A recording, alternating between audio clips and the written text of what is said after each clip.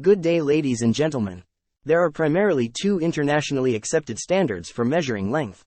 The English system is based on yards, feet, inches, whereas the metric system uses the meter per centimeter per millimeter. The English system is based on human anatomy and is a relic of medieval times when standardized instruments to measure length were not readily available to the common folk. Given that standardized instruments like measuring tapes and rulers were not readily available then, medieval folk made do with what they had readily available. For example, the yard was originally the length of a man's belt or girdle, as it was called. Since nearly all medieval men wore girdles, it was easily available for use as a method of measurement whenever required.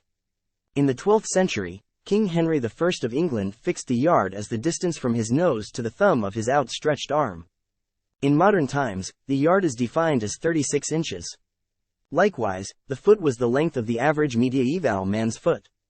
In modern times, the foot is defined as 12 inches. At first, an inch was the width of the average man's thumb. In the 14th century, King Edward II of England ruled that 1 inch equaled 3 grains of barley placed end to end lengthwise. The metric system is also in a sense based on anatomy, but not the length. 10 millimeters equals to 1 centimeter and 100 centimeters equals on meter.